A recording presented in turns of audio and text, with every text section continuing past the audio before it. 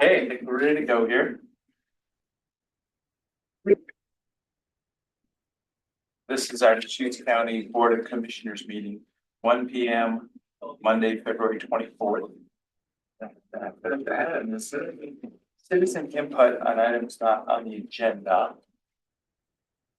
Just join us.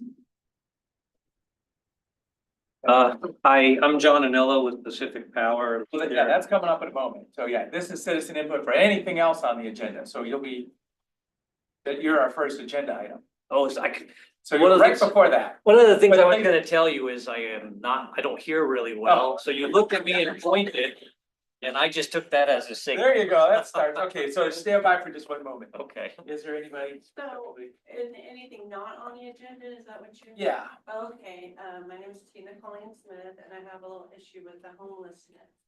Yeah, so please come to the table and. Oh, sure. Do that for absolutely. sure, so. Yeah. There you Want go. us to move? Yeah, just for a moment. Yeah, please, sorry. No worries. Uh, Thank you. Thanks for joining us. So Yeah. this is our, citizen input. Like, Sure. as the meeting gets started. Yeah. Thanks for having me. Oh, go ahead, is that what you're saying? So I've been, Do you mind saying your name again? yeah, Tina Colleen Smith.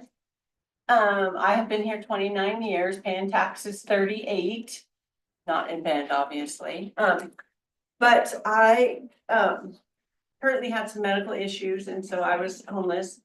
I actually was homeless for 3 years, because it was very hard for me to get assistance, because I've been a taxpayer, so it seems like, people who pay taxes can't get assistance that much. So anyway, so I'm currently at the old mill studios on 904 Southeast Third, and it is infested with drugs. You shake your head. Why are you shaking your head? No, because I'm so glad you came to us Oh. today to say Oh. what's really going on, because, we just had a fabulous ceremony this. Sheriff's office and everything. Oh, nothing. So- There, I love those guys. Yeah, so anyway, Anyway, so my son, he's 25, he's also a taxpayer, and he will never drive, and so, I stopped driving a year ago so I could experience life how he has to experience on the bus systems and transit. I believe there's a transit committee meeting coming up tomorrow or today, 4 to 6, something like.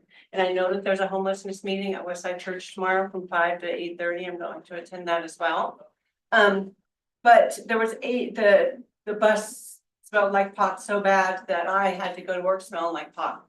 And there was 8 of the drug users on the bus at the time. And when I walk on the bus, I have no problem having a voice, and I said, boy, it sure smells like pot on here, and then they all chimed in, 8 of them. About, oh yeah, join us, but no, I'm sorry, I like a clean bloodstream, I don't want drugs or alcohol in my system.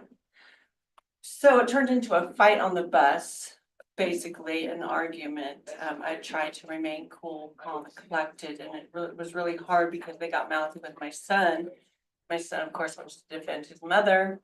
I can handle myself, but so I'm having a hard time.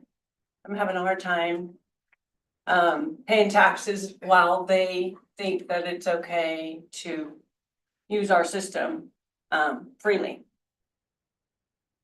Thank you very. Hopefully I made that nice and short and to the point. Yeah, no, thank you very much. Thanks Yeah. for being engaged. Do you want to tell us what route that was on? That was on Route 1, but I ride the bus everywhere, as does my son, and it's 4 is awful, 1 is awful, and then 2 down to the library where they like to hang out. So it was Route 1. I can give you a date and time. I can email it if I need to. It was on Courtney's bus. She asked it, she said she could stop the bus and let us all off. I invited the 8 people to get off the bus with me. They chose not to. I would have handled it off the bus, but they chose to. That's a collector and explain that, met you today and heard about this situation. Yeah, It is a moment of spinning up, this choice opportunity to ride public transportation and keep it positive, right? Instead of Right. watching it go downhill. So Right, and Yeah. I know that there's an opening on the COIC Transit Committee Board, so I will definitely put my name in the hat for that. Next meeting's not for 2 more months, but Jordan, I have Jordan's support, to be on that board as well. So whatever I can do, let me know, please. Thank you so I have much. spoke with Code as well. And I do know that they are working on that as well, and I'm trying to give assistance the best I can. Thanks for joining us. Okay, if I can do something more, let me know, please. Please stay safe, though. Yeah. Well, so- No, Yeah. really. Yeah, I know, that, and that's what Courtney said, and I tried to explain that to my son as well. Is there a blue form for testimony? The blue forms are in the box right there. Okay. Oh, sure, sure. Yeah, so grab one of those, put your contact information on there. Oh, sure, yeah, okay, great, Go from there. Thank you. thank you. How long ago did you move into the old mill and Swedes? I moved in right before Thanksgiving. Good question. Thank you for asking that. It'll get my blood pumping more because Thanksgiving morning at 2 a.m. I was the only person with chairs, lounge chairs were sitting outside, and a druggie at 2 a.m. decided to sit on my chairs and smoke crack out of his crack pipe. It was a 12-hour debacle where the police finally arrested him, swarmed to the place and arrested him, got him out of one of the units, and did arrest him in front of my place. He did leave and I even personally walked the person off of the property and I said, please don't ever come back here again. I don't know who you're associated with, but please, this is a safe place for me and my son. I gave him the opportunity. He decided to come back looking for his crack, which I didn't know he had dropped it on the porch of my place, a crack pipe and marijuana and a certain, that's when I called the police and said, hey, this is not okay. So yeah, thank you for asking that question. That was right before Thanksgiving. And I'm successful. I had to have a uterus, fallopian tubes, ovaries, and a gallbladder removed during this process. But I am working still, because that's just how I am. But to have to deal with this, I can name 12 of those units out of 76 that are. We gotta get going. We got a lot of other Yes. stuff today. Thank you very much for joining Okay, us. thank you, guys. Okay, 3 minutes of testimony in 5 minutes or so. No, Tina, thank you for coming. Yeah, in but thank today. Yeah, Honestly. Yeah. Yeah, Thank you. it's not okay. Is there anyone online? Do you need me to stay up in the? There's no one with a raise. Okay, thank you. So John, now it's time. So this is item number 1. All right. So this is Pacific Power Future Transmission Line Project Update. And yeah, we saw you a year or 2 ago, huh? Yes. We're here to give you a little bit of an update. Thank you very much. Again, I'm John Anello. I'm the project manager for Pacific Power. Derek Bowell is the project manager for Power Engineers. His company's doing a lot of the really on the ground work, so he'll have a lot more technical information. So again, just so you know, I am hard hearing, and in a room like this, if you say something to me and I give you an answer that makes absolutely no sense, I didn't hear you. We'll try a second time if that happens. Either that or I make up answers anyway, so. I'll go ahead next. So again, we'll remind you the service territory, Washington, Oregon, California, the specific area that we're looking at is where the dotted circle is.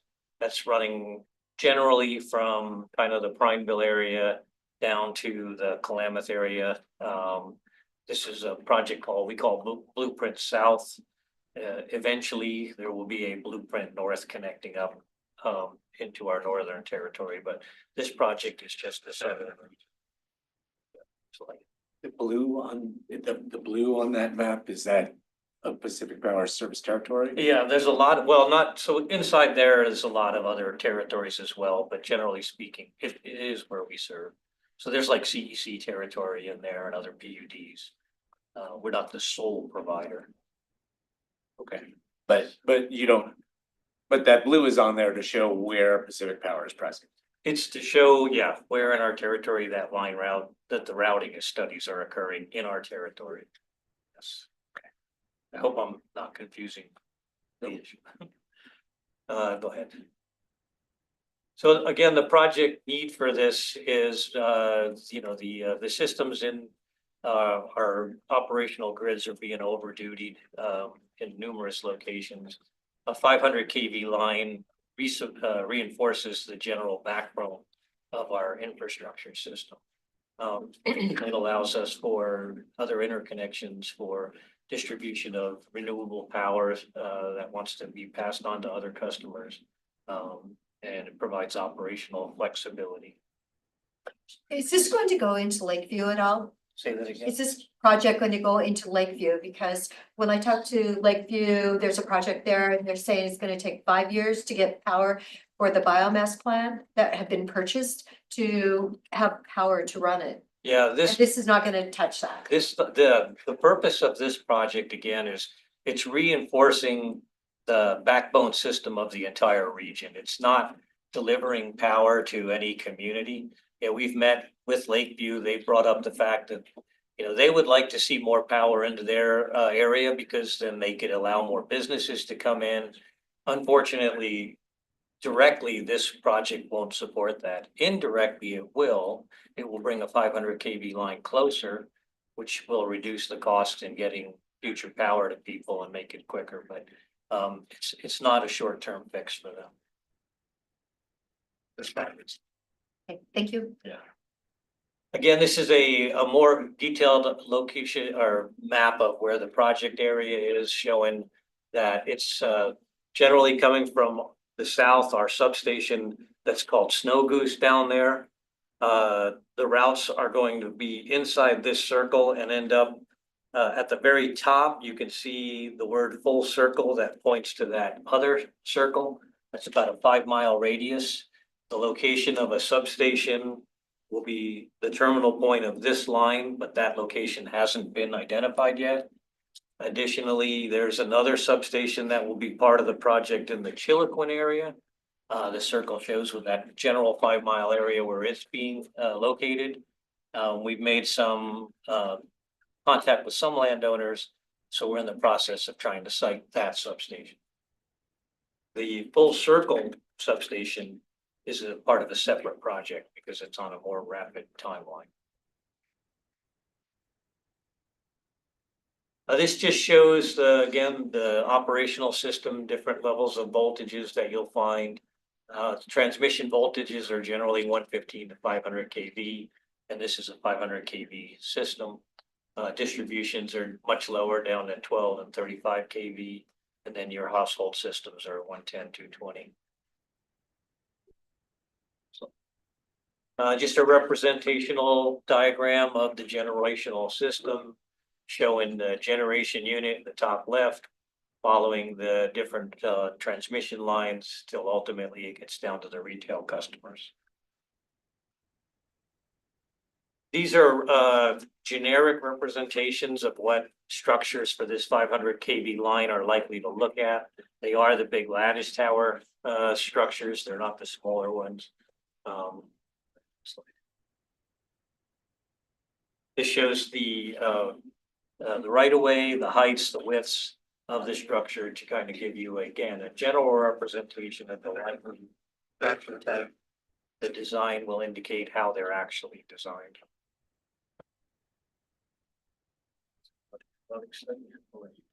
Yeah, so this is a little flow diagram of our process. The green is the technical routing and siting, and then the blue is public involvement. The key thing here is that we're running our public involvement concurrent with our technical routing, and so we're at the point now where we've identified preliminary route alternatives, and we have we formed 2 community working groups, one in the Bend Redmond area and another one in the Klamath Falls area, and we've met with those groups 3 times. We've got one more meeting planned, and so that group is a range of different interests and experience, and it has helped inform our routing process.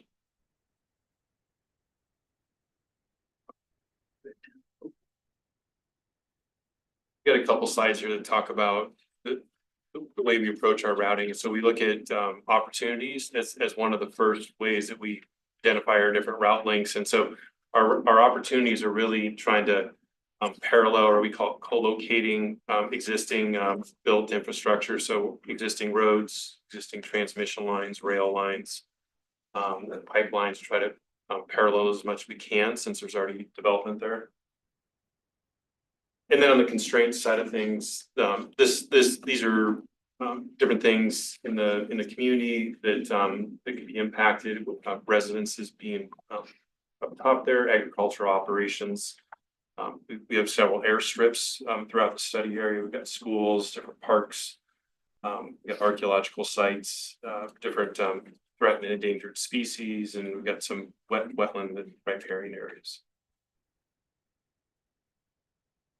And as a part of our routing process, we're pulling a variety of desktop information about all these different resources. We're looking at land use, visual. We've got some designated unrestricted visual areas in federal land, different cultural resources, the publicly available information on biological species in the area that are threatened and endangered.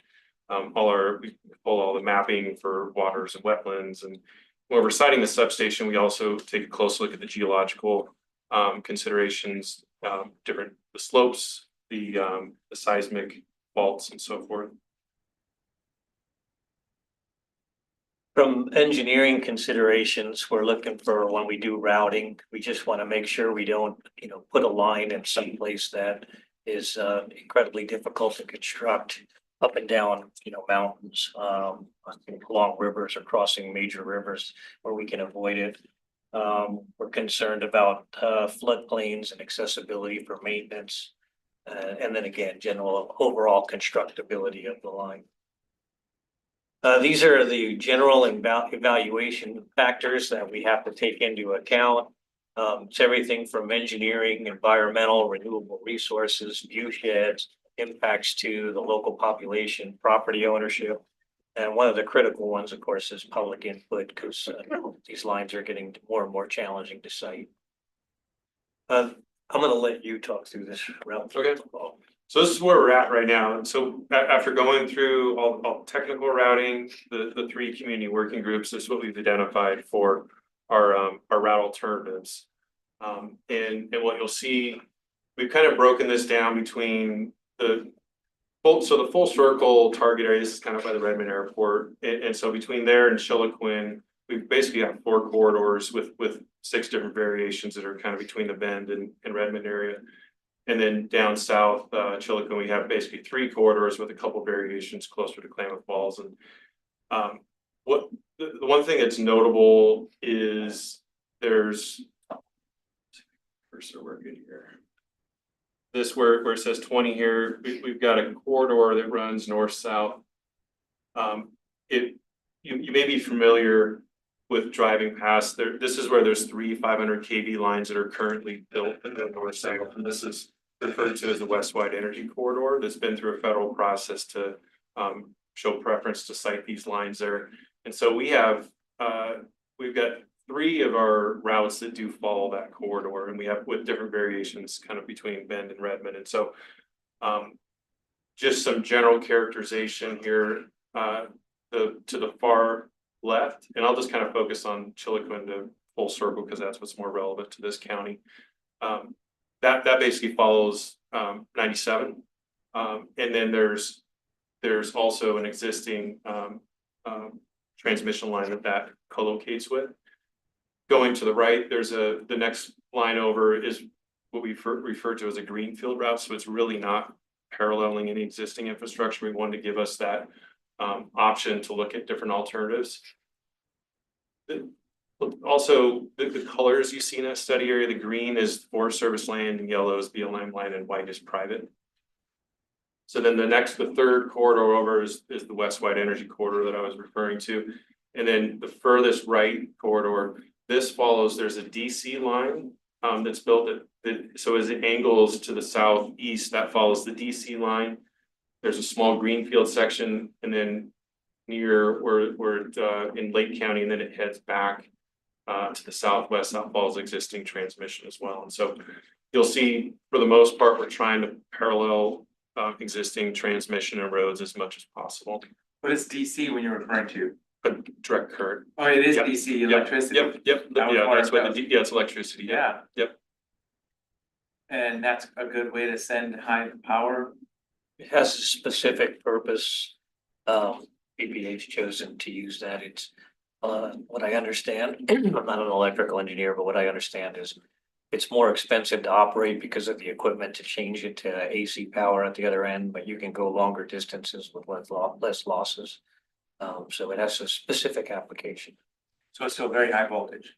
Yeah, it's definitely, I don't know what that voltage is. It might be a 500. I just wonder if it meant something else, because I understand. No, what no, it's, DC yep, is, yep, but- yeah, it's a That's direct exactly current. what it is. Okay. Yeah, it's PPA's direct current line. So you mentioned that a couple of these alignments match up with existing transmission. Yeah. Is that, so when you're talking about adding a 500 kV line, does that mean you're just kind of putting another wire on existing towers? Or does that mean you're building another tower right next to it, or? Yeah. Basically, it's a whole brand new line with its own right-of-way easement next to the existing lines. And generally speaking, the agencies prefer that we try to not impact more pristine areas and co-locate everything. There is a difficulty when you do co-locate. Fires are one of the big things that are of concern right now. If you have same circuit lines, which means that that line runs both areas, so both lines run the same areas. If you have one event, you could lose both lines and you have no redundancy then. So there's benefit to co-locating. There's also some issues, concerns with co-locating. And in those co-location scenarios, is there already an existing right of way that's just wide enough to add another line, or is it you'll be just getting another strip right next to it? Yeah, this is a brand new line with brand new right of way. It doesn't exist. And I'll just add also that where I mentioned the West White Energy Corridor, where there's 3 existing 500 lines, those are BPA lines, and so they're not Pacific or right away. The one that follows 97, is that also VPA, or is that Pacific Course? It's a lower voltage though. We have a 500 kV line out of Malin. I can't tell you exactly where it runs in there. For public outreach, again, that's incredibly critical for a project like this. We are already trying to mail out fact sheets and arrange the community working group meetings to try to get input from the community in general. We're developing notification lists for the routes that you were just shown. We've gotten to the point now where we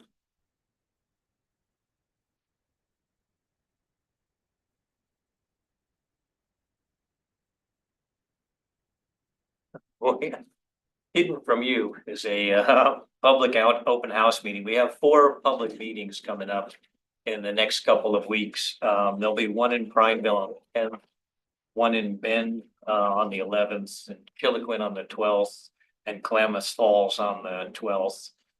And those will all be in person. There will be a virtual one for people who couldn't attend on the 18th. These meetings are not, you correct me here, these meetings are not the kind of get up and we explain what's going on. We'll have boards and things like that for people to come in, look at the project, get introduced to it, ask questions.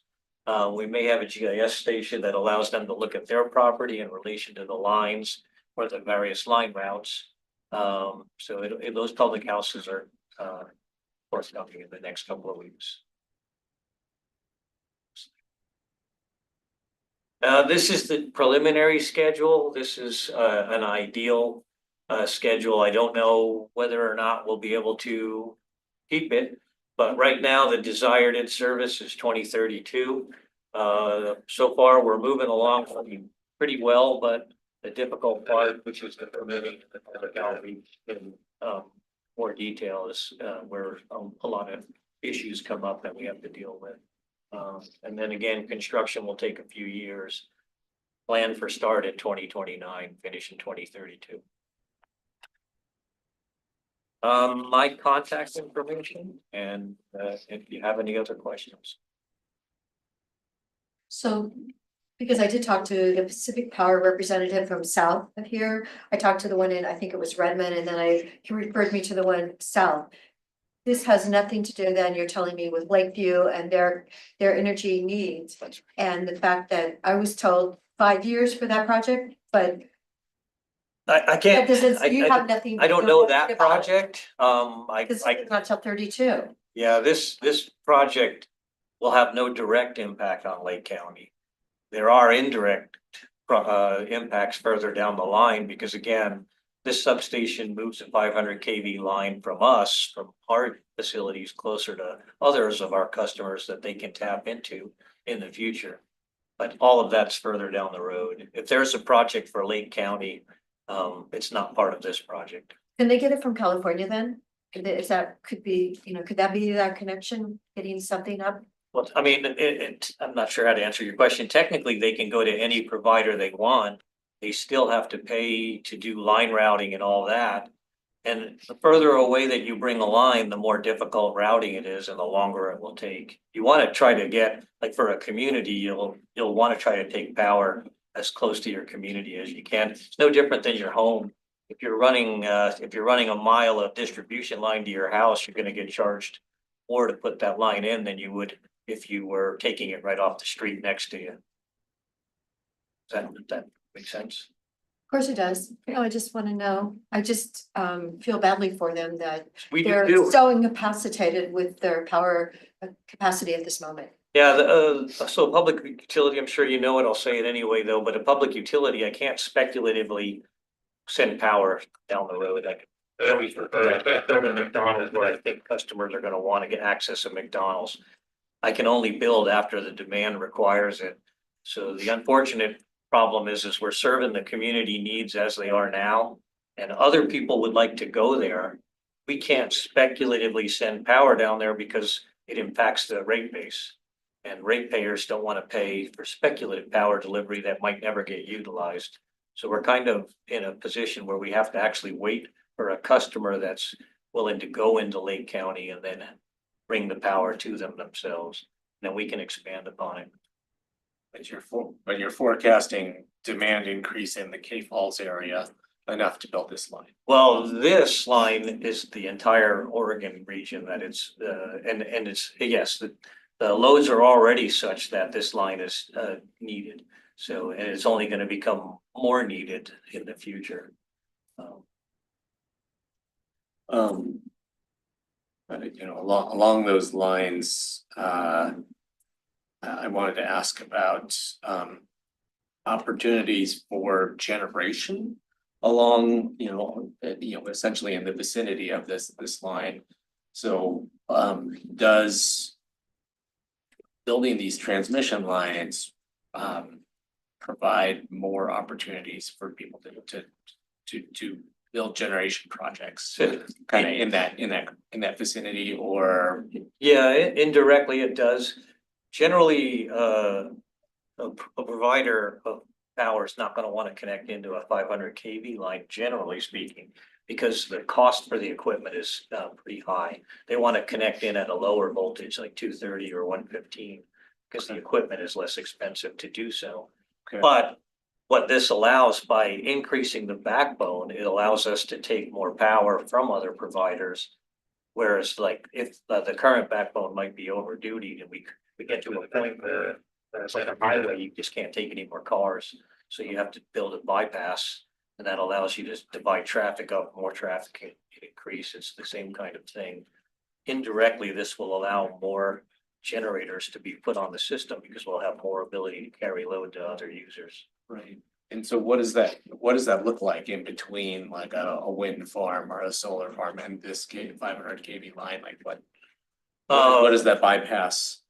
Well, so what basically what this is we're going to conduct the new sub, the Chiloquin sub that we're building. That'll be a 500 to 230 kV sub conversion. The 230 lines will then be able to connect to other generators. And then you can send more power onto those lines, which you can send more power onto this system once it's built, rather than all riding on the same current 500 kV line. So these, like a renewable project developer, they're looking for a substation to connect, to tie in to this system. Either substations or, yeah, that's correct. Substations or lower voltage lines. They're looking for where they can connect in at a lower cost. Yeah. So you, again, I don't want to, you can connect in at this voltage. It's just very expensive. The equipment's much more expensive. So we think of the energy moving north? Or balancing out, could it be going either way? It can be going either way. Yeah, so that was, Yeah, yeah, so it, wherever the need is and the generation is, so it could change over time, but it'll be a path. correct. Yeah, it's a path for wherever the power's needed. Another question, so, you've mentioned BPA, I know that they're working on additional transmission lines as well. I don't know.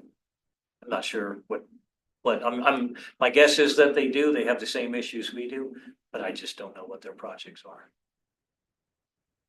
And then when you're, if you end up in the same kind of corridor, or in a very nearby parallel corridor to BPA, you're not dependent upon them for anything, as some of the others, as we've all been hearing, there's a lot of trauma at BPA these days. Right, well, exactly. Yeah, so, okay, No, there are times where we connect into their system. This line is not to connect into their system, so there's no dependency on this project with BPA.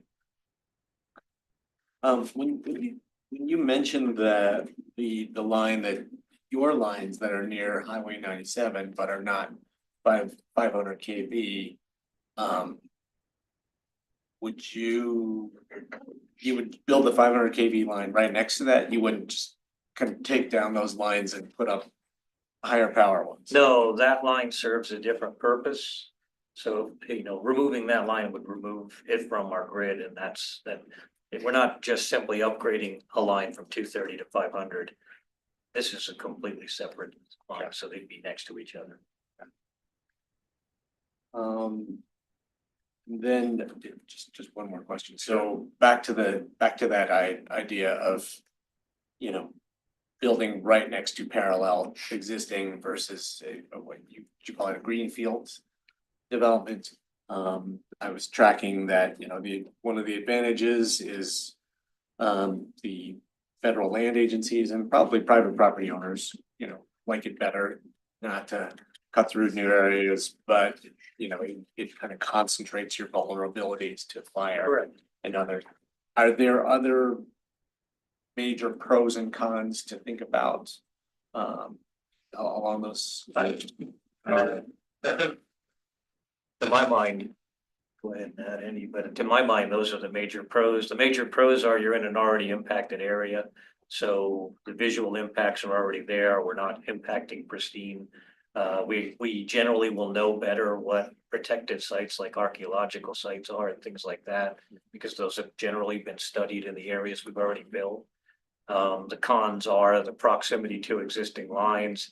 After a while, I've driven where I've seen 5, 6, 7 lines next to each other.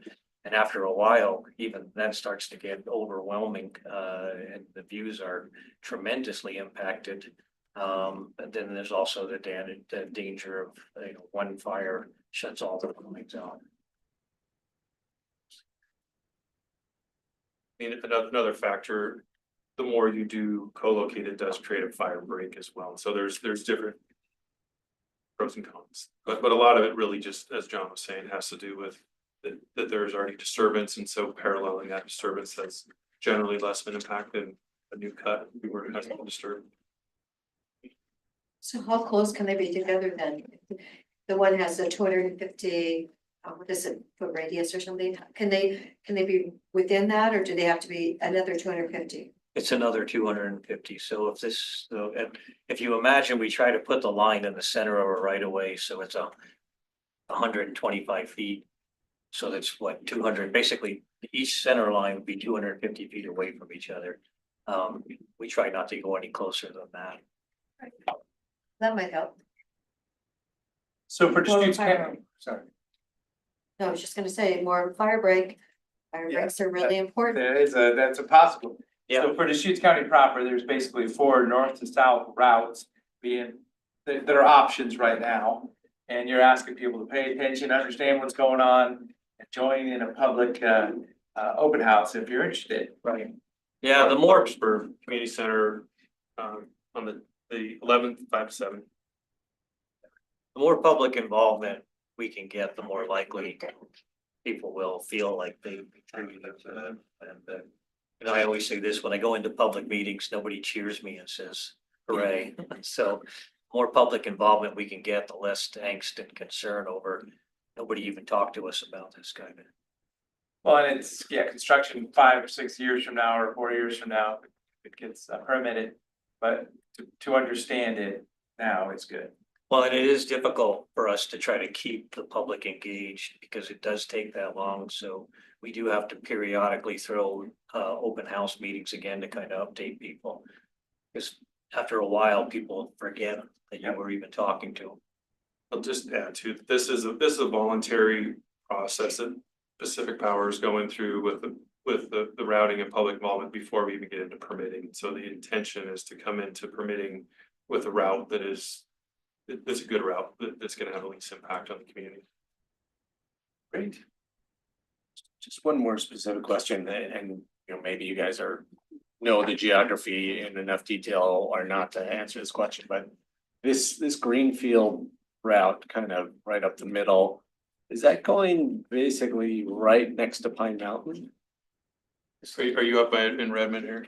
Up here, but kind of by the county line Oh, boundary. Oh, on the Pine there. Yeah, I mean, I think the Newberry Crater is here, and that Pine Mountain is here. But I Yeah. was just, So we're, that line is to the east of Newberry, you know, monument there.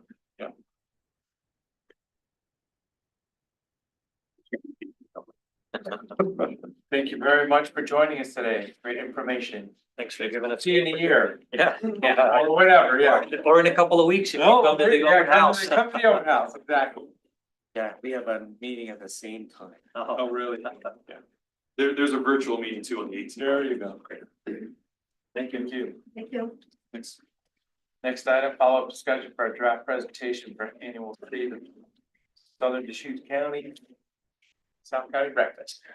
Hi, Commissioners, Jen Patterson, Strategic Initiatives Manager for the record. My keyboard just decided to stick, so hopefully it works. I sent it to Whitney as a backup and she just walked out, so we'll try to do our best here. I can get through this.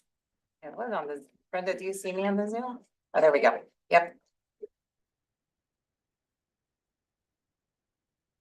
So yeah, my goal would just be to basically kind of figure out the flow, how we're doing. I don't know if there's any other changes that are proposed. Yeah, I looked okay. Yeah. Okay, there we go. So there was only a few changes from the last one.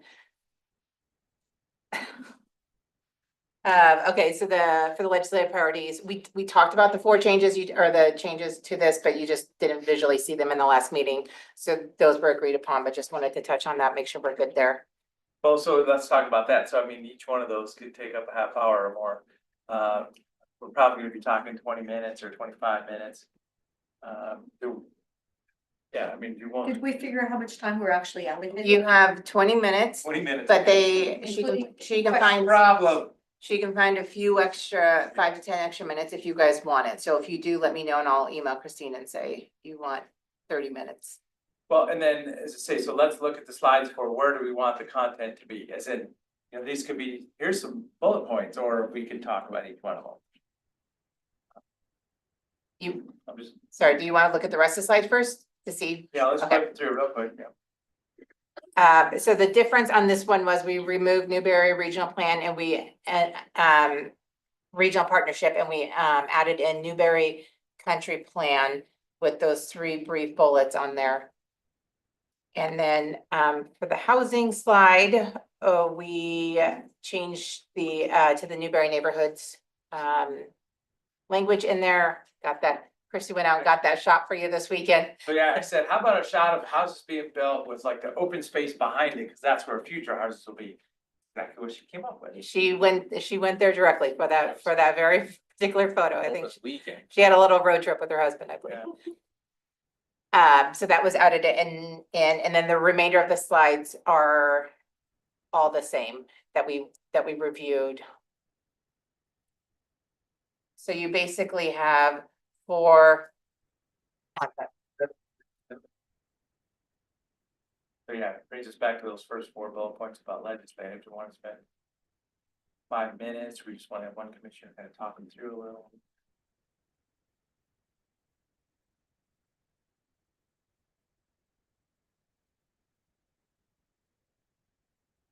What about putting that after those other slides? So if we have any time, we can just dive in anything. So moving it down, we could move it down to after planning for the future. This one, since the economic development slide, that's basically the same slide as last year, but wanted just to touch on your work with EDCO. So we could move the legislative priorities after planning for the future, so that if you have, If we have time. if you burn through the time, then you can. Fine. Okay, yeah, so there we go, there's support for that, so then, to say, because each one. Do you want to assign slides out? As a starting point, is my thought.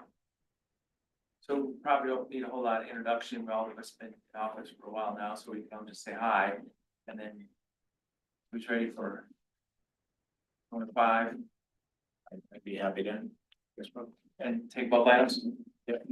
Okay.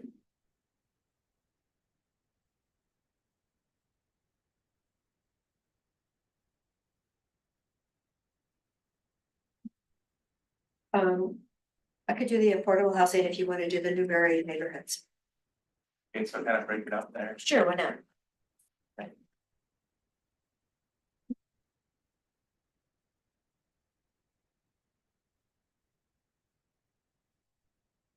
Nothing like typing under pressure where everyone can see you. No problem, good to go. Okay. Okay, so here we have 2. My turn again. I can You want to do both of them? cover. How about if now we're starting to split them up, how about I do the groundwater protection? And I can do the fire free. I'd like to talk about groundwater protection too, so we can tag team it.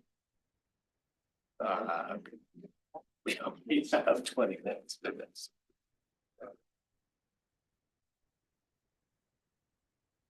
Well, as I said. You wanna do the I'd- groundwater protection? Well, Okay. let's do that, I mean, let's just both say, I appreciate it, you both say.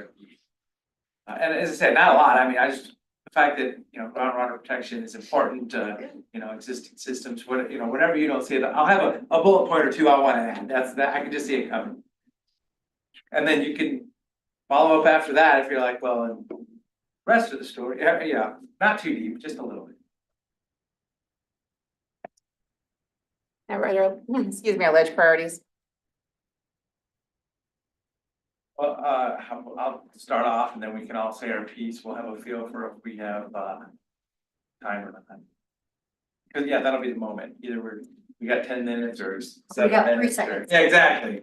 Cause, I'll say, you know, these are 4 topics, I can mention them specifically, and then as I say, if we start talking about one, we can even acknowledge, as soon as we talk about one, it's probably gonna take the rest of our time.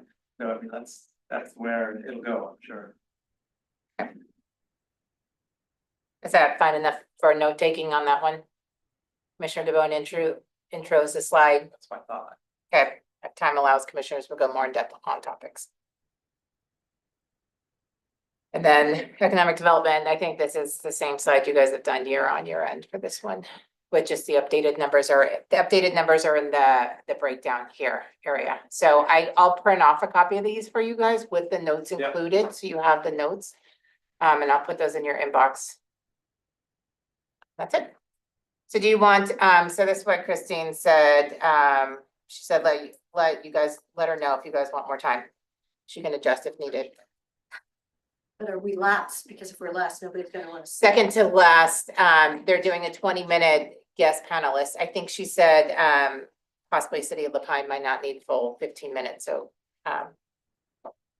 and Sun River, so you could probably pull 5 minutes from each of those to go 30 minutes if you want. I mean, we basically went last year. Yeah. It was fine. So we're good with the 20 minutes.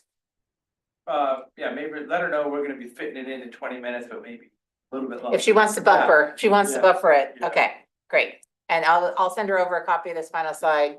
I'll be there. I think Nick is going to, so we can have I'll bring a hard copy in case. We have gorgeous snow. That's right, and 60-mile-an-hour winds, Okay, really fun. great. Great. That's all I Thank had. you so much, yeah. Thank you. So you're gonna put it in our box now. Yep, I'll go print it off with the notes now, so you have it. Thank you. Yeah. Maybe that's. So in the mountains. Yeah, item number 3, treasurer report. Financial big picture stuff.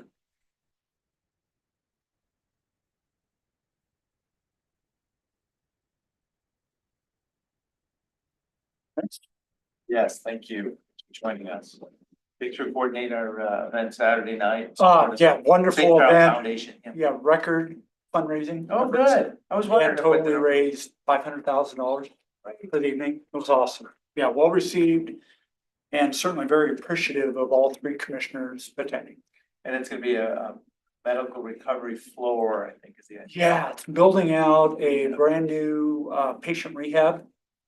Both inpatient and outpatient rehab, and well, actually, it's gonna go on in the ground floor of the ICU tower. Yeah. Yeah, Great. which has been vacant up until now. I mean, the one that was done May of 2019. Are you talking about We- that one? Yes. You know, the way I like to look at it, it was built fortuitously when construction costs were much lower than they are Right. today. So planning for the future. No, but I mean, when I hear about the hospital being, people can't get in and whatever, and that's been sitting Oh, there yes. for so fun. long. Yeah. Yeah, I had a tour of it in May of 19. Frankly, we were challenged with funding to do anything with that site until now, so anyway. Gonna work out great, so again, very appreciative of. Are we talking everybody's- mental health rehab, physical therapy rehab? What kind of rehab are we referring to? I mean, This would be mostly physical, but some mental rehab, some mental too? yeah, Oh, cognitive skills and that sort of thing. Okay. Yeah, absolutely. Yeah, a lot of patients are being treated for stroke challenges and other issues before they can actually be discharged and be out on their own. Right. Yeah, and the current facility is woefully inadequate. Woefully, yeah. So, anyway, I mean, they still do a great job. they, I have a friend, a stroke victim friend who came through there last year. I'll tell you that caregivers in that unit in particular are so passionate about what they do. Not that everybody out there isn't passionate about what they do, but it's amazing the effort that they put into literally getting people back on their feet, back on their own. So obviously not part of my treasurer's report, but well, You do it. we'll good segue. pretend like it is. Yeah. There's $500,000 into the medical. It's very, very giving community, and certainly we saw that Saturday night. So, without further ado, I'll dive into my treasurer's report. Talk a little bit about economic conditions, like I usually do, and obviously there's a lot going on right now.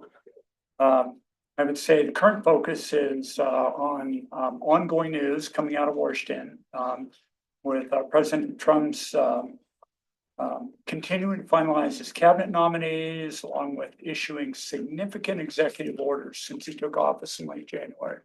So it's been roughly a month since he took office. Financial markets have been more volatile recently as they digest new news coming out of Washington, DC. You know, obviously, there's kind of an overall focus on reducing regulations and implementing more favorable tax policies. The bond market has been somewhat erratic of late, as there's been, you know, information with regards to higher tariffs, more stringent immigration restrictions, and also ramping up domestic energy production. The use of tariffs, as we've seen over the last 3 weeks, is likely to be implemented more slowly to secure better trade deals and also to encourage cooperation on immigration. But we're seeing a lot of leveraging of tariffs to bargain to a certain position. A couple of things that we need to keep an eye on. As I mentioned last month, we are approaching a deadline for continuing resolution, with the latest deal expiring on March 14th. And it appears to be, what I'm reading here over the last several days, an elevated risk of a government shutdown if due to ongoing battles between President Trump's administration and Democrats over spending, and actually some political infighting going on right now between Republicans as well. And there's such a narrow majority there between both the House and the Senate that it wouldn't take many defections to really derail the entire discussion. What's going on right now is that both the House and Senate are working towards approval of competing budget bills. And there was news out on Friday that the Senate version actually includes 4.5 trillion in tax cuts over 10 years, and actually a $4 trillion increase to the debt ceiling, which is wrapped into that as well. And this is an issue that I mentioned will require continued focus. And also as a reminder, we do not have an approved full year budget for the current budget year, which started October 1st of 2024. So we've been working off of continuing resolutions since then. And then the other issue is that the US government hit its roughly $36 trillion debt limit in late January, with the Treasury Department taking what's known as extraordinary measures to allow the government to pay its bills, part of which the shrinking of the federal government right now is actually working to keep us under that debt ceiling that's out there. But these extraordinary measures include suspending payment on some government employee savings plans, underinvesting in certain government funds, and also delaying some bond auctions. And again, we're kind of right at that cap right now. So that's going to need to be addressed at some point in the very near future. Any change in the debt ceiling metrics requires majority approval in the House and 60 votes in the Senate. So that's going to be challenging. Related to the economy, US jobs growth moderated last month, reporting 143,000 new jobs, while the unemployment rate dropped to 4%, which is down from 4.1% in the prior month.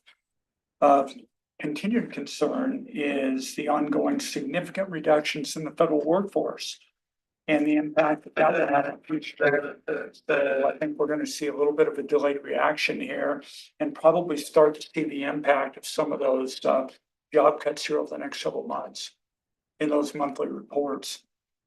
And obviously, there's a lot of discussion around the Department of Governmental Efficiency's efforts to resize the scope of our federal government, and when that will obviously, I think, play a role in future budget discussions as well. On a yearly basis, the January CPI surprised to the upside, increasing to 3% on an annualized basis. Concerns exist on persistent pressures over energy and food prices, with potential implications for future monetary policy. Core inflation rates also rose higher than expected for that period. As a result, then during the January 28th, 29th meeting, the Fed chose not to take any action on short-term rates. And but the Fed has communicated its expectation to slow the pace of rate reductions into 2025 due to concerns over still elevated inflationary pressure. Economic growth has been fairly robust, but we're starting to see some cracks showing here over the last week or so.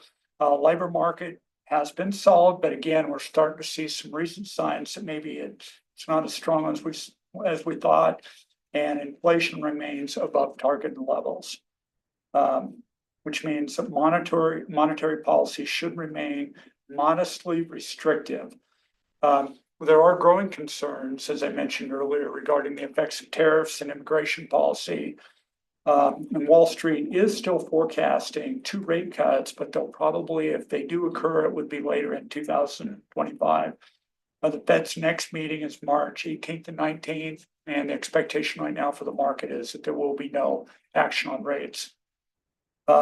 Another economic barometer to watch is consumer confidence, which plummeted 10% on a monthly basis in February, which is a 15-month low. And this is reflecting consumers' concerns over persistent inflation and negative impacts on tariffs.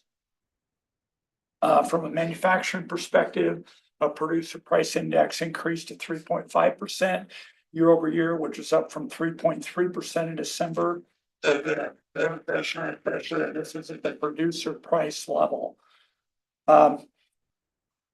Again, over the last week, I hate to use this word, but there's been some rumblings with regards to not inflation, but stagflation, which is where inflation is increasing while the economy shrinks. And that can be very challenging because you can't lower rates because that will put more inflationary pressure into the economy. So again, just rumblings right now. Nobody is sure, kind of where this is going to end up, but it looks like we're in for an interesting ride over the next few months here with regards to the economy. The most recent average 30-year mortgage rate has actually declined over the past several weeks and now stands at roughly 7%. Rates are expected to show some volatility over the next few months, like I mentioned earlier, as the market digests the impact from proposed economic policies. These elevated interest rates continue to dampen housing starts, which were reported at 1.37 million units, which was analyzed. That was 8.4% below the previous month's level, which is a significant drop.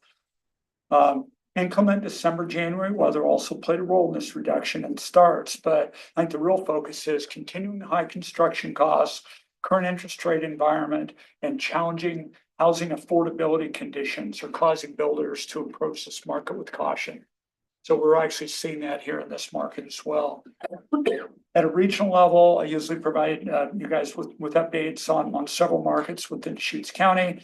The Bend single family market showed a median sales price, again, half higher and half lower in that point of $725,000 for January, which was up from $700,000 in December. So we bumped back up again in January. We had 111 sales for the month of January. 26 of these sales were above $1 million, and roughly a third of them were cash sales, which again continues to, those are the ones that are going through irregardless of mortgage rates. Now 2.5 months supply of homes currently listed, and about a 45-day listing period for sold properties. We did see in Bend single family home building permits drop to 29 in the month of January. Redmond statistics saw a significant jump in median sales price to $562,000 in Redmond for the month of January, which is up from $498,000 in December. So that's a significant increase. Part of what's happening in Redmond is that we're seeing a lot of localized economic growth in the area. With Basics and some other large employers that are adding significantly to the workforce, and that's having an impact on housing activity up there. Looking at other markets within Deschutes County, Sister, $684,000 median sales price. Sun River was $928,000, and Lapine was $403,000. Any questions on economic activity? But you started us with some positive news about Razor. I know, we did. I always lead with positive news and we get into the Reality. Yeah, the reality. And So it is a reality. So Bill, was Redmond really the only bright spot then of those house sales? Oh, I guess Ben went up at 25,000. Yeah, no, But- Redmond, that was a significant Redmond jump for jump. Redmond. They've been hovering around that 475 to 500,000 median sales price for probably a month. And it was based on a large number of sales too. So, yeah. So without further ado, I'll dive into the January treasurer's report. Our portfolio balance stood at 359.3 million at month end, which was a decrease of 6.3 million from December. And this decline was primarily due to seasonal timing of tax turnover. So we processed a tax turnover in January, and then also ongoing funding needs. The net investment earnings for the month were $1,142,000, which was $166,900 lower than last month's earnings, but $223,000 higher than a year ago. What we're starting to see now is a reduction, or the impact from a reduction in short-term rates, both in our short-term LGIP pool and also the corresponding First Interstate Bank investment account that we have. All portfolio category balances are well within policy guidelines. As mentioned, the LGIP rate reduced to 4.7% for the month, 5% in the prior month, and the First Interstate Bank rate has reduced to 4.3% in January. And of note, I'm now showing a blended average rate under the yield percentage line item to account for the two different rates now and kind of our short-term investments. So I'm just using a simple average to report that. With recent investment activity, the portfolio now has a weighted term to maturity of 1.18 years. So we're starting to go back the other way after heavy investment activity in December and January. And our maximum maturity is standing at 3.41 years right now. So I've been able to selectively take advantage of some longer term rates there as the opportunity presents itself. This time to maturity again is somewhat skewed by courthouse funding, which is invested to match the expected funding need. And then also reflecting recent concerns regarding federal funding, we're now keeping a higher level of short-term liquidity to buffer any short-term disruptions in payments. The bulk of these short-term funds are again yielding the LGIP rate, as well as to a lesser degree, the rate that we're getting from our bank. And are there any questions regarding this report? The long-term investing is, I mean, it's on par with short-term investing. They're real close, aren't they? They are really close, yeah. With the decline in short-term rates, we've been operating under an inverted yield curve for quite some time. And that's slightly reversing back to a more normal curve, but we're not there But yet. they're real close right now. They are getting a lot Yeah, closer that's than what they have been for quite some time. So they, Yeah. as I say, I mean, So we're certainly not suffering an impact by keeping a higher level of short-term liquidity. And again, it does buffer potentially any disruptions in federal payment streams, et cetera. yeah, yep. So, Then the investment schedule is pretty flat and leveled out. you know, and that's Time now. intentional, and you Yeah. know, we're looking to future redemption, still investing out at the back end of the 3-year investment curve. And as additional funding becomes available, then I'll continue to kind of fill that out, but anyway. Looking at the county rate of return over 24 months versus these other. The 2-year treasury, the corporate and the LGIP. We had a lot of room to grow, and we have over the last 2 years, Yeah, and just substantial increase in our rate of return. yeah, Do you think there's still some room there for us to go? there to- is, to- and to what's come happening, even higher? Commissioner, I think that's a great point. So we have a hold to maturity philosophy. So we don't, once we invest, we hold the maturity, and the portfolio is still suffering from investing that was done in a much lower rate environment 2 years ago and 3 years ago. And so as those investments mature and drop off, they're being replaced with higher yielding investments. So that's why you see the curve shaped the way it is, and also the bump up in short-term rates as well. But we're not gonna, I mean, I guess my concern would be if all these other Our things investment, start to go down, then, our you know, then investment where our, policy does not allow us to take on, especially with that corporate bond rate. I mean, that's a much higher risk category than typically what we're what we're investing in. And so we have to be mindful that we've got a pretty narrow focus on what we're allowed to invest in from a safety and security I standpoint. mean, like the LGIP looks like it's been on a steady downward, It has been, from path a little for bit over 5%. 3-4 months. Yeah, it has. And again, they're being influenced by the state pool as those higher yielding investments drop off and what they're able to replace those investments with are not yielding the same rate. You bet. So much. Item number 4, finance. Finance. Good afternoon, Commissioners. For the record, Robert Tittle, Chief Financial Officer. Jana Controller. So I invited Jana to join us, and I think she'll start joining us on the financial statement reports. As you know, Jana and her team is responsible for the county's ACFR Annual Comprehensive Financial Report. So she's heavily involved in the finances and the actuals, what actually occurs. We have Cam Sparks, our budget financial planning manager, which is on the budget side, and then Jana is on the financial reporting side. So we're gonna start introducing her a little more to these reports and coming before the board as well. So she'll be joining me today on it. Before we get into the financial report, just want to kind of give you an update where we are on the budget process, just so you know, because it is a big process. Obviously, you know, we had our mid-year meeting in May. We'll draw the whole budget committee together, and that's when, you know, the proposed budget will be released at that time. But the internal service funds, today is actually their deadline for getting their budgets in for the next new year, so it's way ahead of time, of course. And then next week, administration and budget office will be meeting with the internal service fund departments on actually this week, Tuesday and Wednesday this week. And then next week, it's the kickoff for non-internal service funds. So all the rest of the departments on March 4th, we'll have the budget kickoff for all those departments, and their budgets are due March 31st, excuse me.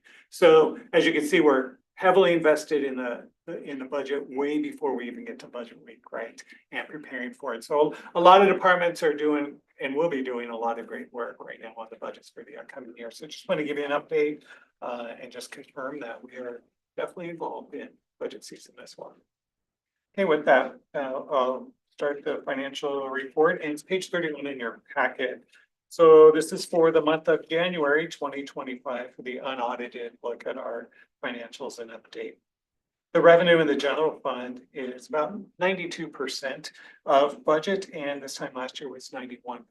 So we're on track for there. And expenditures are 42.3% of budget, and last year was 55% of budget. There were some transfers that are included in these numbers from last year. So if you take out the transfers, they really are, we're still comparable for our expenditures. The next page, 32, is the position. Overall, you will see there was a decrease of 1.5 positions in our total positions at the county. One of them was for the houseless effort in that department. I believe it was last month. So one of the commissioners mentioned, hey, we still have that 1.0 FTE in there, and it was reduced this month also, as well as 0.5 FTE for the decrease in the Office of Internal Audit there. As you know, the total there is 10.40%, the grand total July through June, 10%. Last year, fiscal year 24, we ended the year at 10.55, and fiscal year 23, 10.43. So we're just right on target with, we have seemed to be a level out, you know, one time it was, I think it was much higher than the average of 10%. Page 33 in your packet is the total personnel and overtime report. There are no funds that are currently over budget in total personnel costs as of January 31st, 2025, which you would expect. It's 7 months worth of expenditures, and we still have 5 more months to go. And that's just the year-to-date total. However, there are 3 funds that project to be over by the end of the year and will require a budget adjustment to just make sure we don't go over total personnel costs.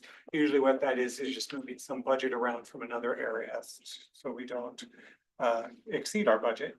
And then 3 funds have overtime that are over budget amounts, but not really material. One of them's actually in my fund, the TRT fund, by $28. We don't always have And it budget pops up there. the big red X. That's right. So that popped up there. Another one for $2,000, and then the final one, $16,000. Again, they're not over on their total personnel costs, but if you just look at overtime, those are the 3 that are plotted out for this month. I'm only gonna highlight again the changes in the funds that we've had some significant activity as well. So I'm gonna move to page 38, back to the general fund. 38 in your packet, general fund 001. Want to highlight it now at the top of the list under resources, you'll see PVAB, which is the Property Value Appeals Board. That was renamed from BOPTA. So previous reports, it would have Board of Property Tax Appeals and it was lower. Now it just shows up at the top. I don't know, it pointed out to me, usually property taxes are number 1. So it's just a renaming from BOPTA is what's there. On the total resources, you'll see the projection is 47 million. We had a budget of about 47 million, so 46.9 versus the 47.4 on the projection. So revenues are slightly up by 532, but it's due to the non-departmental of 536,000, which is those opioid dollars that weren't budgeted, but now we're tracking in the general fund. Previously, they were in health services department. On the requirements of expenditures, the budget was 33 million. We're projecting right now we'll end up at 30.5 million. So we are projecting about 2.5 million under budget, which is mostly due to vacancy savings, which leaves our net effect down at the bottom, total fund balance. The budget we estimated 4.6, we're going to end up at this point 18.9 million. So about 4.2 off, more favorable. However, that 4.2, if you look at footnote M, it is made up of some of our reserves that we're also keeping in the fund. 1.3 is due to opioid settlement funds. 1.3 is unallocated and recategorized ARPA funds, and 500,000 is what we have as the initial emergency fund reserve in there. So, but we're still 1.1 million ahead where we thought we would be, and that is taken into account as we look to our future budget as well. Kim's already looked at what the carryover will be when we're figuring that. But every dollar we save today is another dollar that's we can use towards next year. So we'll be monitoring that, of course, by the time we get to the final budgets before we Nick submits the proposed budget. Page 39, next fund, 030 for juvenile. They're on target with their revenues, and their expenditures are really due to their vacancy savings. They're projecting 871,000 by the end of the year of variance in their total requirements, and that's due to their vacancy savings. Next page 40, TRT fund 160, 170. So if you look at room tax revenue, just one thing to point out again, the very first column under fiscal year 24, you could see the budget was 12.6 million for last year. This year it's 12.1 million. So we reduced our budget. Again, we've talked about that before. Well, the good news is the total variance column, some of the prior months, we've had a shortfall. We said we were projecting about 200,000 down in room tax, but based on the numbers we received recently, we're now, our actuals are 2.3% compared to last year, up compared to last year, but they're right on, I'm sorry, I said that backwards.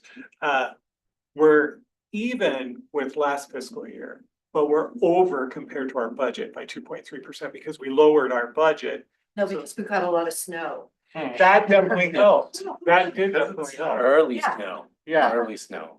In fact, we were trending downward in September, October, and November. However, these months are 1 month delayed, but December was up 6.9%, which was November. And then January revenue was up because of December by 11.2%. So those 2 months helped get us in the right direction where we needed to be with this fund. So we'll continue to obviously monitor the revenue as it comes in and adjust the numbers as we see appropriate, but it was nice to see 2 good solid months in a row on that. I'm going through a couple more pages here. Sheriff's Office Fund 255 on page 43, the other funds have no change from last month. Sheriff's Office revenues or resources, 193,000, basically it's on target out of their total $58 million actuals to date, and then 63 million, almost 64 million projection by the end of the year, which is what their budget is. So their revenues appear to be on target at this point in total, with some variance. Their total requirements, their budget is 66 million and their projection was 63 million. So they are still projecting about 3.4 million in vacancy savings, which that's about total last line, total fund balance. Their fund balance will end up higher than what they budgeted, which is, again, is the good direction to be in. I would say it's an excellent direction for the Sheriff's Office. It is. And I was really happy to see their ranch. Apparently they are short 2 people working there, but it's back down to like 410,000. So yeah, they put that up at 600,000. I'm going like, what are they doing? So no, Yeah. they're really going the right way. And our budget team has met with the sheriff's office staff as well, their admin staff. We're looking at their budget projections for next year and actually the future out years too. So it's not just, obviously this is 1 year snapshot picture in time, right, for this year. And then we're looking at next year's budget and the future years out there as well, just to make sure their projections are aligning with how we see that as well. So, and it's been great conversations that we've been having. They said how nice you were to work with. Well, it's also Cam and Jana and her team, both their teams. That's really where the pleasure is coming from. And Robert, we will have a chance. We will see the new leadership of the sheriff's office reflected in the budget. In the proposed budget for this coming fiscal. That's correct. It will be their budget. It'll be Sheriff Vanderkamp's proposed budget that gets included in Nick's, in the actual countywide proposed budget. So it'll be their leadership team. And I know it's early at this moment, but like, do you anticipate significant differences? That I know, And not in bottom line numbers necessarily, but just kind of. What's being prioritized for funding and. yeah, that's probably a better Things like that. question for the sheriff, but I do know that they are. But we'll have a chance to look at Yes. it with them in detail. Yeah. But they are, I do know, anecdotally hearing from them and from our budget team, working with them and our actual team, they are looking at their expenditures and really being mindful of where they want to prioritize their funding. So. Page 44 in the packet, let's say, and this is the makeup of their total 3 different program areas that they have there. They are projecting in the variance column, the last column on the right, to be under $2 million on the revenue. However, their expenditures, their total requirements has a savings of 6.8 million. And they have some in the various funds, they have different notes on there too. So overall, by the end of the year, for the total fund balance of all their funds, it's about 2.7 million, 2.8 million higher than what they're projecting. Their capital reserve fund, and I know the board recently approved their reserve policy for them. Their OHP reserves currently has 29.1 million, and they project to be at 33.6 million by the end of the year for their reserve. And they've identified uses for a lot of those funds as well.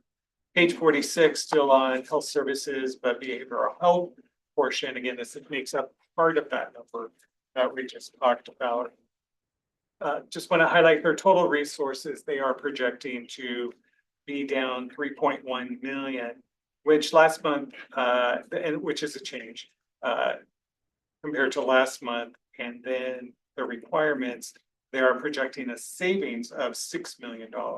Last month, it was only a $2.5 million projection of savings. So they've increased there to make up for additional revenue, and their transfers out have changed. So overall, for behavioral health, the projection at the end of the year at about $7 million projection, which is about 900,000 over their budgeted amount, which last month they were only projecting 113,000 there. So it's actually improved 800,000, even though the revenues changed, but the expenditures are offset. So the net is a little bit better than they were projecting at last month. And, yes. Is that mostly vacancy savings? That was where the biggest change was, and they have the footnotes G and H there too. 3.6 million was budgeted for the housing grant, so that's more in their program supply, so they had some savings. There, but part of that's related to capital and depends on the direction that they, go with some of these other options that they have. Public health, really not a lot of change from last month. Their net variance by the end of the year is projected to be 916,000. Now it's 1 million, so it's basically real similar. Same with community development, Fund 295, page 48, they're on target as well. Some slight changes. And same with road. Look through a few more. Parole and probation, page 50 in the packet, Fund 355. Their revenues have increased. Last month, they projected 68,000 for their total resources of a being ahead, and this month they're projecting 264,000 by the end of the year, to end up about 6.6 million in revenues. Robert, I did Yes. notice on solid waste that they were down now 6 FTE. It was like, I think they lost 2 more in the last FTE report. I just thought that was kind of significant. I would think we need everybody to be there. Well, yeah. He's here, he was. He just happens to be. I saw, yeah, Tim. I highlighted it when I was reviewing everything, and I just wondered. Hey, thanks for being here early. Right. So it's a benefit, isn't it? I don't have detail. And think that next month you'll see that change. We have 3 more hires who just came in. And we did have, I know one that who had just left in the beginning of January, so we're filling that position, but yeah, I'm not sure why we were down. I think it was one position's unfilled and one, that's what it was. We still have one position unfilled that we haven't, a customer service position. We're waiting on our franchise agreements. Another one was an employee. We had lost an employee and had to fill it back up. Right. Actually, while you're here, Tim, we don't always Let's get get the the numbers. pleasure of your company here. Page 53 in our packet has a solid waste fund. I know you mentioned, and you could just speak generally, but I know you mentioned that the department head, that prior month you were realizing some more activity than usual. And if you just want to speak for a moment on the trend. Yeah, we saw really the first 6 months of the fiscal year, we were up about 6% in revenue above what we had, or volumes above what we had expected. And we saw that continue in January, where I think we were up almost 21% above what we had done. That's partly, I think it was very good weather in January. February, we've had a lot of rain and snow. It's been down, but quite a bit of construction materials that are coming in, so that activity continues to be strong. And that's page 53 in your packet. So you see by the end of the year, they're projecting to be about 175,000 over what their budget projection was for ending fund balance there. Thanks, Jim. Yep. While we have him, we might as well get straight to the expert there. Okay, so I'm gonna, again, not a lot of change in some of these other funds. I'm gonna flip through quite a few pages to page 60 in the packet, which is risk management fund 670. And while there hasn't been any change in the revenues on the expenditure side, their workers' comp claims expenditures they're projecting for the end of the year did change. It's lowered by $200,000, or last month it was projecting to be over by $200,000. This month, it's only it's projecting to be under by $100,000. So that's more favorable there. However, in the vehicle program line, they were projecting to be only $100,000 over, but now it's $200,000 and under budget there. So the net has changed for them. The total fund balance on the end, they're projecting to be $422,000 more favorable than they budgeted. Last month, it was only $300,000. So between the savings and some of the expenditure lines, the fund is just ending up a little more favorable than they were projecting last month. Next page, health benefits fund. Not a lot of change in their resources there or expenditures, but just as we look at actuals, that middle column there, current to date actuals, the ending fund balance is 10.4 million. We know that will decrease. We're expecting it to decrease by the end of the year. The actuals, as I mentioned, was 10.4 now. Last month, the actuals was 9.6. This is for fund balance. So after it takes the revenue and expenditures, and the prior month was 8.7. Hello.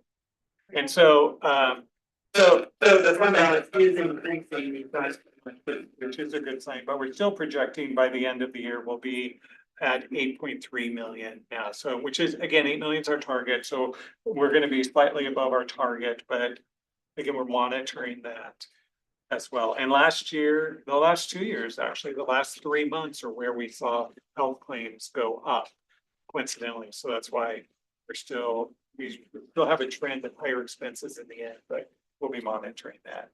And the last one, 911, their projections are the same as last month as well. Any questions on that? Thank you very Thank much. you. Thanks for putting this together every month. I mean, it's a Yeah. big stack, but it's good to see the trends, just a big feel of what's going on. Perfect. Thank you. And going forward, we'll look forward to. Yeah, great talk. Yeah, Thanks for be sharing with us. Thanks for jumping in. It's great to have you at your table. I think it's great. Thank you.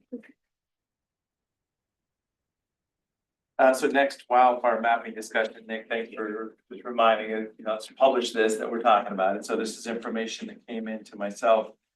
Senator David Brock Smith sent an email saying, hey, maybe you want to look into this, which is the concept of appealing for the rural property owners involved at this level, Deschutes County proper. So this is our opportunity to talk about it. Let's share information the best we can here. This is a statistics spreadsheet that was shared by Representative Owens, and the interesting information here is just the total lots that are in Wooey High, 21,258 for Deschutes County. Josephine County's 23,000 and Jackson's 21,000. So there's only a few counties that jump into that $20,000 properties. Wooey High. So as I say, it really put in perspective for me when I saw this, that really there's 3 counties plus some other ones have, nobody else has 10,000 or what, 7,000. So it does put us in the focal point for this.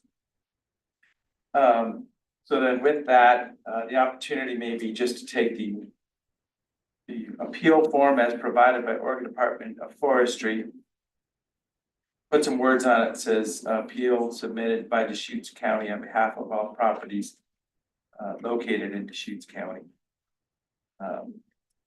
And there was other guidance, what does an appeal really mean? It's a shame because wildfire hazard map contested case appeal FAQ is already a 3-page document. People's head spinning. Should I get a lawyer? What do I do about this? Should I appeal? And not everybody, obviously. So that's my proposal that I'm bringing here today is signing this form and asking for discussion and possible support. Chair, I'll just say, I had a question from a commissioner regarding this is a legal, whether this is a legal avenue forward. So I just asked the county council, they could look into that if that's helpful, but and I thank Dave, for being here to answer the question, if it's still pending. That's the question. Didn't hear the answer to that question. So the content is maps are not in accordance with criteria identified by ORS 477.490 in many instances. These are words that are proposed. In many instances, the words are inaccurate based on conjecture, assumptions, and speculation. So Oh, I was saying I wanted to hear legal's opinion on whether it's very clear that individual appeals are allowed, but does the board have the authority to even do this? is this even a thing? Yep. Yeah, there's no clear answer. There's an administrative, Dave Doyle, County Council. There's an administrative rule that one can certainly read to indicate that local governments may appeal a wildlife hazard map on behalf of properties within their county. What would be involved in that? Certainly if it was something the county were inclined to do, we'd want to have an awful lot of disclaimers and publicity, but You just say wildlife hazard map? I guess a wildfire, but Okay, I don't know, that's, maybe I was thinking. He Okay. may have said wildlife, but I knew what he was saying. Okay, yeah, we don't have any wildlife. well, we did have that Ma'am, discussion I a don't couple of think. years ago. Hope we don't. Okay, But yeah, so we would want some disclaimers. We'd want to make sure folks know that if they're intending to appeal, they probably ought to do it on their own to be sure. Because we don't know if a local government can appeal on behalf of other properties.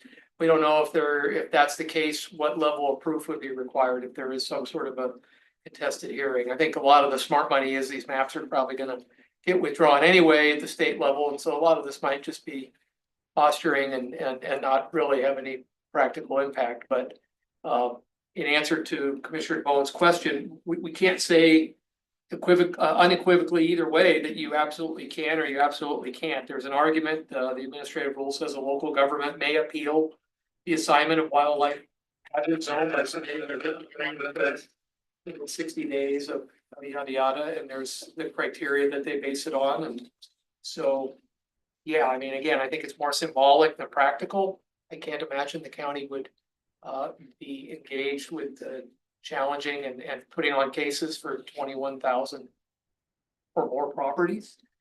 But well, again, I think it's far more of a symbolic thing than a practical thing. If I had a property and I was concerned about the mapping and I would fill one of these out myself, I wouldn't rely on the one that you folks might sign.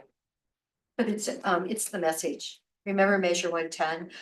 How many times did I testify against Measure 110? We actually called an emergency here and, okay, they said we weren't doing anything, but our lobbyist had said it wasn't gonna get repealed, Patty, even though we had fentanyl babies in St. Charles.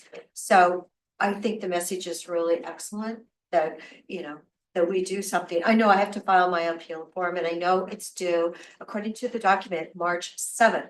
Not March 10th, like the governor said in her speech, I believe March 7th is the date, yeah. Yeah. and it's gotta be done. It's a week from Friday. Yes. So yeah, certainly if the board's inclined to go this way, I would suggest maybe a press release, and that press release certainly underscore the fact that folks should fill out their own appeals for their own individual properties, that the county's doing this, bring attention to the issue and try to get some eyes on it, but not so much to carry the water for all these separate properties. So, but yeah, and the document, those were just some words we threw on it. They could be wordsmith to say anything more that you want, but it's something to get the ball rolling. Like I said, it's two paths, preserving appeal rights for the system that was put out by the state, knowing that setting yourself up for a violation if you don't respond to the state for your private property management is something a lot of people struggle with. But also getting eyes on this also. And that's the two reasons, that's the point. Well, the fascinating thing was last Thursday, after I went to Redmond's meeting, a realtor was trying to sell a property and had 3 insurance companies had disallowed giving insurance to this in Eagle Crest. But in the meantime, I did talk to someone else and State Farm is covering Eagle Crest, all of Eagle Crest, which is great to know because when, our residents lose so much sleep over the you know, you see your property values going down, down, down, down. And you know, if you can't get insurance and other people have been told that their insurance company isn't gonna cover them next year. So the fascinating thing is Oregon is #2 in the nation for fire-wise sites. When I was first elected, we had 35, we now have over 78. I mean, we've done a lot of really good things in Deschutes County. And you know, we need to have, I believe, more help from the feds over their management and even the state over there, you know. So we are doing things, but this map has, when you think that Blackbutte is moderate and Aspen Lakes is high, I really don't see, I don't see the mapping clarity to those decisions.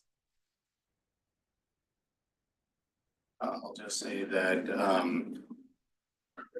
my interest is actually doing something for the people of Deschutes County so that their house doesn't burn to the ground. And this appeal and all this attention focus on the maps is not it's not helping them. We need a whole lot more people to put defensible space around their homes. We've been providing technical assistance and financial incentives for a long time, and it hasn't gotten us there. So we need requirements to get to the percentage of homes with defensible space that will actually make a difference. Firewise communities are great, and the number of properties, when it was 6 properties in a neighborhood have to participate for you to have a Firewise community. That does not help you at all from having a fire roll from your neighbor's property to your house and burn it to the ground. So we need requirements to have more defensible space in our community. And if there's gonna be requirements, we need to decide who the requirement applies to and who it doesn't. So that doesn't mean that this is the map, but it means that we need clear guidance on who has to meet requirements and who doesn't. And that means some kind of a map, some kind of spatial identification of, you know, where people need to do the work to actually make themselves and their neighbors safer. So this appeal is, I mean, if we were talking about how you could actually do a better job at identifying where we need to have requirements, I'd be interested in discussing that. That's a constructive purpose. But just fighting the maps, fighting Senate Bill 762 is not doing anything for us in terms of protecting our residents from fire. And I will also say, I mean, I feel very strongly about this. The more time we waste on things like this, the less time we put into things that really matter, like, you know, getting a wildfire funding package for the state this year, the more we are responsible for the people who will lose their homes in the coming years in our community. And I don't want that on my hands. So yeah, environmental climate change panic. My neighbor's house is burning, so mine's gonna burn to the ground. I don't come to that conclusion. 15 years ago, talking about a biomass plant here in Central Oregon, environmental folks are like, nope, can't burn anything. We don't want carbon in the atmosphere. And we have these big fires across the landscape. We are resilient to wildfire here in Central Oregon. We do work hard. We've had Project Wildfire since the 90s.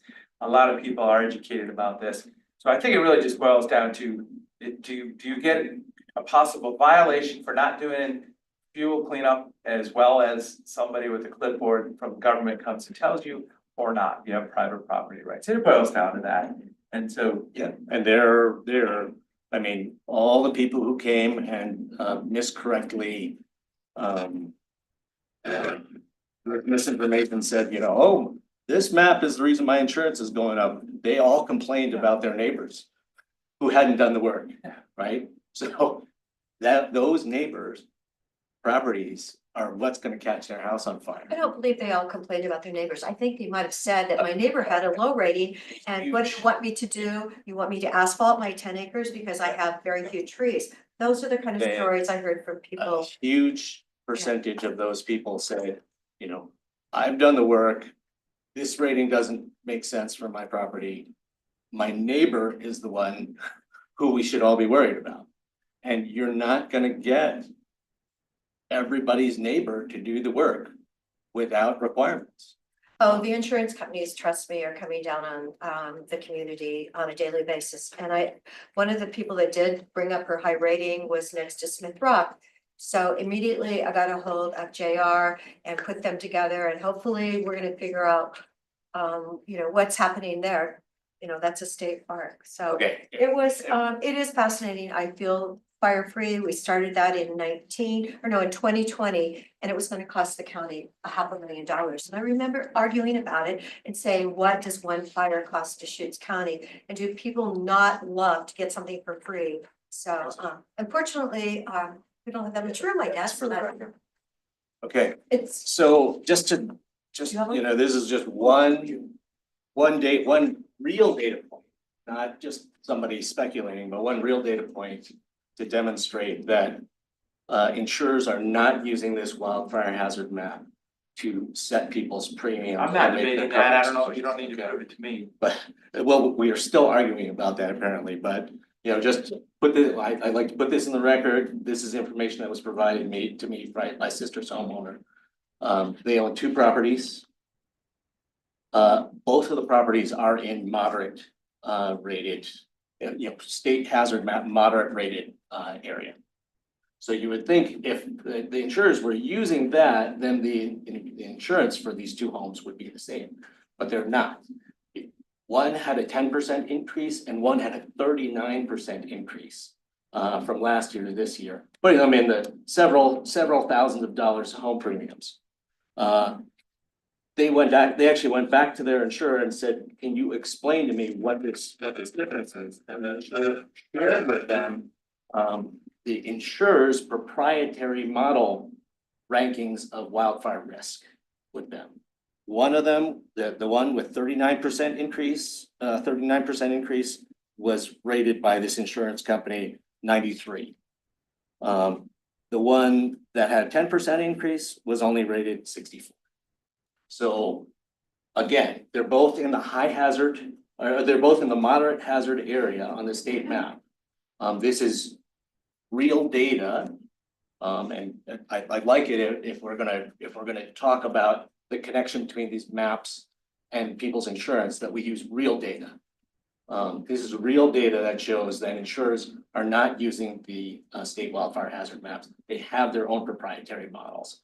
And even in areas that the state would rank the same in terms of hazard, there's dramatic difference in risk evaluation by insurers. So again, if these maps are not being used to set people's insurance premiums or determine their coverage, then what is so terrible about having someone come out and check out your property? And if you've done the work, say, great job. And if you haven't, say, you really need to do these things to improve the likelihood that your house isn't gonna burn to the ground. So yeah, I'm interested in moving forward with this proposal for this appeal at this time. Are you supportive of this, Commissioner Yes. Adair? I think it's really the right message.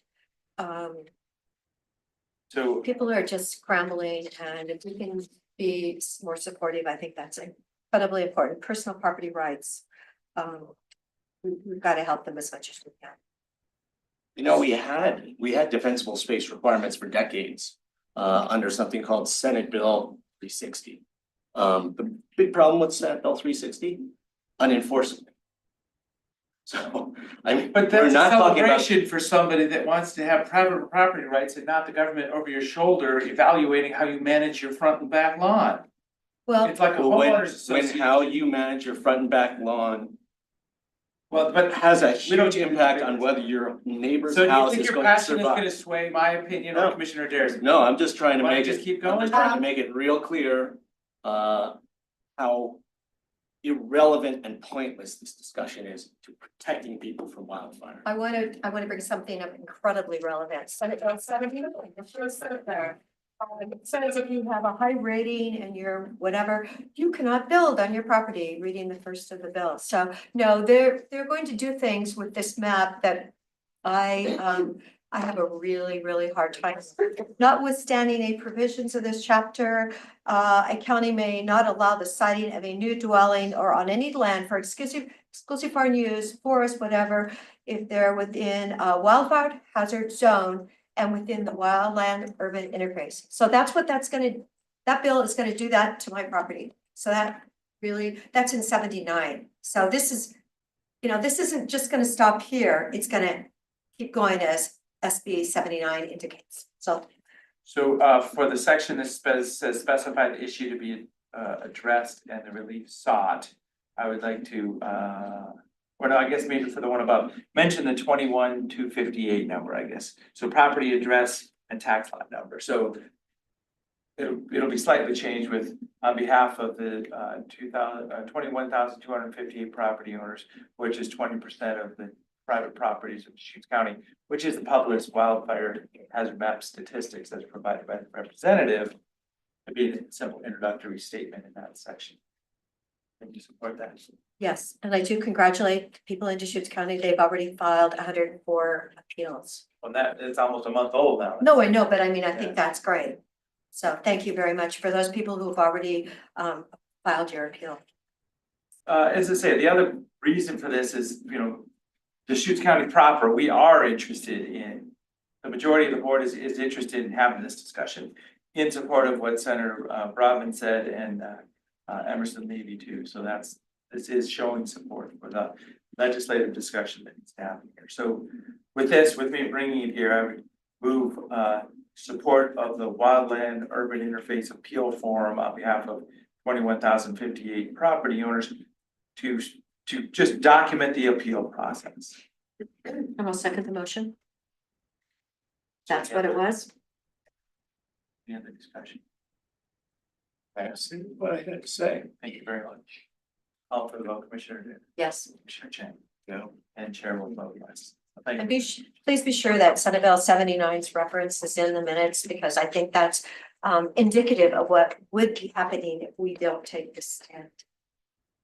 Chair, can I just ask a follow-up question? I like Dave's suggestion about issuing a press release, just describing what he captured as board supportive of our proceeding with that, and if so, then we'll draft that for your review and aim to send that out in a couple of days. I would appreciate that, yes, thank you. Okay, thank you. And I support a vibrant discussion in the legislature on this. See, there are lots of, points of view on this.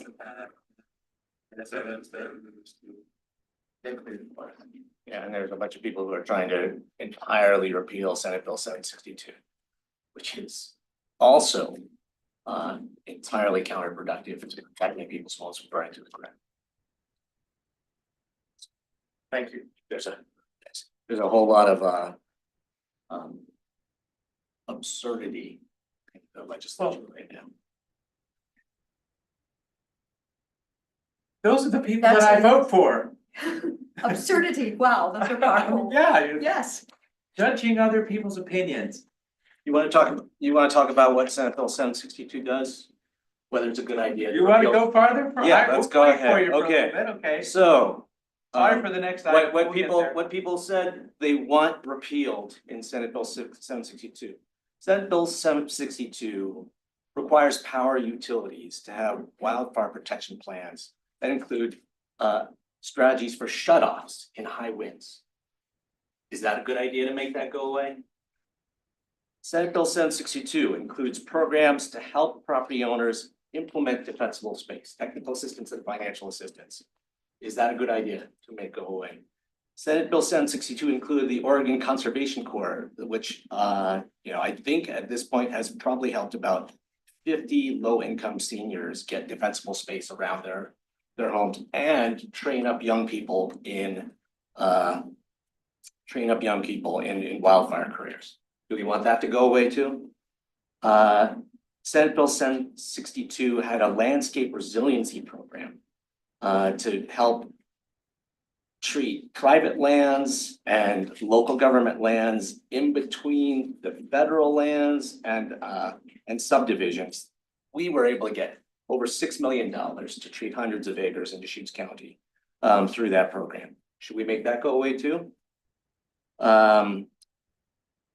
Senate Bill 762 provided home and commercial scale air filtration systems to protect our people from smoke, our vulnerable populations. Should we make that go away? Yeah, and Senate Bill 762 boosted our firefighting capacity, our prescribed fire capacity, and other things, the people who genuinely protect us from wildfire. So people are having discussions about these issues in the legislature right now. And a lot of them are playing politics with our livelihoods, our homes, and our lives. See, there's a whole different way to view this too. I mean, on the west side of the mountains, not as much on the east. There used to be a vibrant logging infrastructure where there would be an activity that would be very motivated to have low fire activity for commercial value. And a lot of those items I could live without. Those are public investments that private property can take care of themselves. So saying that there's a one size fits all government solution for all your problems, you just need to pay more taxes, is the opposite of some people's conclusion. So this is the crux of the discussion, but judging different people's opinions is pretty. Yeah, I just Actually- described to you, things like power utilities having to shut off the power during windstorms. That's That pretty is- well given. But having government mandate, once again, it's a mandate of how government needs to approve your plan, even though you're probably motivated to do this anyways. So, the power companies are motivated to move electrons as long as they So then can, the assumption as much is- as they can. And they The need to assumption be, is they profits, need to have evil, that, and they we need to have that, control. they need to have that incentive balance. Let's just say, we don't need to go any farther, I would just let you go on that, so. And there is another letter, and I don't know if it's in the record or not, but it was an open letter to us regarding wildfire maps. And this is a group of actually 4 individuals that are retired US Forest Service, and the last paragraph partially says, however, having inconsistent mapping of the fire hazard due to inaccurate base data will undoubtedly complicate efforts by the Sister City Council. It would be, it would be more efficient and effective for Deschutes County Commission acting as our local government to appeal the high fire hazards designation in the vicinity of Sisters, Oregon. So there were, actually, I don't know if this is in the record or not, but it was the. No, there's a whole lot of people Yes. there's a whole lot of people who have been misinformed that these state wildfire hazard maps affect their insurance. And are very worried about that.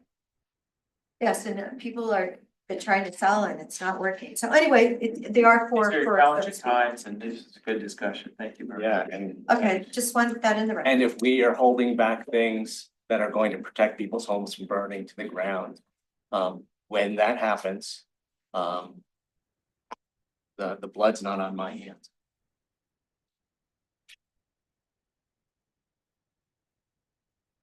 Are there any other items for this meeting? Other items? Anything else? Other items? So seeing now, we do have executive session today. Okay. You're on, Kevin. So, The Deschutes County Board of Commissioners will now convene an executive session pursuant to ORS 192.660. The specific authorization for this executive session is ORS 192.660 subsection 2E. which allows the board to meet in order to discuss real property negotiations. Designated staff and the media are allowed to remain during the executive session. However, the media may only report with executive session. Recording devices are not permitted. No final decisions will be made, and at the conclusion, we will open the doors and invite the audience back to the meeting. I'm gonna stop recording now. Thank you. I'm gonna end the meeting.